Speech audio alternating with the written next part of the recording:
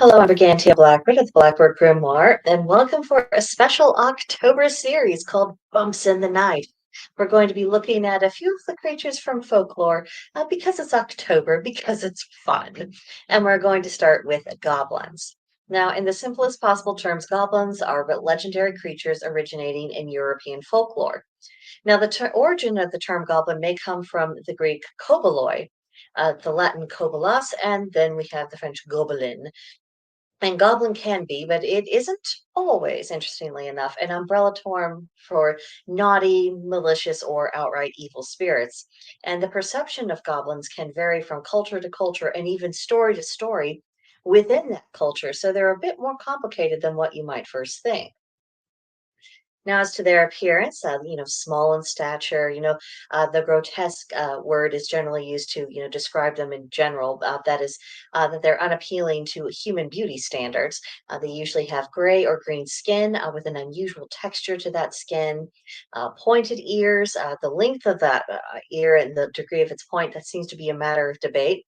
Interestingly enough, a matter of hotly contested debate. It seems to matter what kind of pointy ears they have to some people. Their fingernails can be very claw-like, sharp teeth, very long, thin limbs in proportion to their overall size, dark, inhuman eyes, sometimes with a pronounced or even a very exaggerated slant, pointed beards if they're male, and extremely unkempt hair. And that's, the general features that you would be looking for. They have a number of magical abilities and abilities just generally, including shape-shifting, invisibility and stealth, mastery of fire, spell casting, resistance to other people's spells. They can be known as escape artists, illusions and trickery, high degrees of craftsmanship, riddles, strength, tactical ambushes, and cunning. So they are a force to be reckoned with here. And as far as their personality, opinions vary because it seems that goblins themselves vary. Some are openly malicious and they actively seek to do harm. Others are more mischievous and they confine themselves to just kind of being a bit of a nuisance, the banging on pots at night and opening cupboard doors. There are also goblins that are sometimes called hobgoblins that essentially function the same way that house brownies do, but they get cross when they aren't properly rewarded for their efforts. Where you might find goblins would be grottos or caves. They frequently attach to households, regardless of the opinions of the humans who belong to that household. They're also to be found in dense forests, abandoned buildings, underground, places that are a bit out of the way, unless they're attaching themselves to the household, in which case I expect they are expecting some service or at least entertainment. So let's talk about them being in the house. Depending on the individual disposition of a goblin and how you treat it, you either have a helping hand, very much like a brownie, or an absolute hindrance, or worse. Signs of a naughty and or upset goblin would include wreaking havoc at night, banging pots and pans, stealing bedclothes, moving furniture, and opening doors. Now, I want to pause and focus on this for just a moment because all of these things should sound very familiar because these are also occurrences that are strongly associated with ghost hauntings.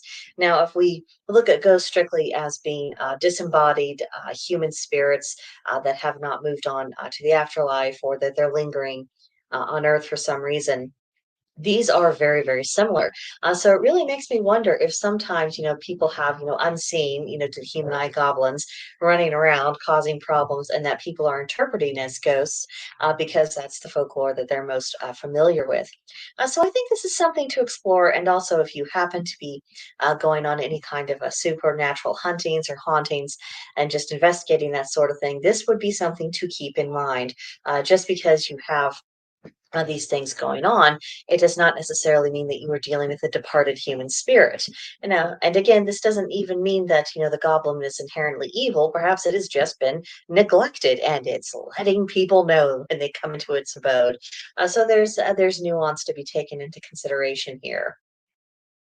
Now, a few helpful hints to dealing with goblins. Whether they are friend or foe, goblins must be placated once they take up residence in a place.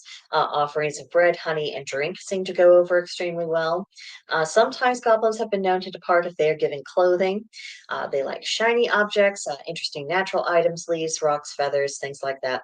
And you might even go so far if you have one that's really entrenched and is, requiring that it's, what it considers its owed respect. You could create a goblin house of your own. Maybe find a quiet spot in the backyard under a tree. Create a little semi-underground dwelling place. That way, the goblin has its own space, and then maybe your unseen inhabitant will decide that it prefers its own space over messing with you. So that is a little introduction to goblins. I'm very curious about what your own investigations into this folklore have yielded you. Are there any particular stories about goblins that you especially enjoyed? Have you had a suspected encounter with one, and how did that go exactly? Let me hear all about it in the comments. And of course, I will see you guys in the next one. Bye for now.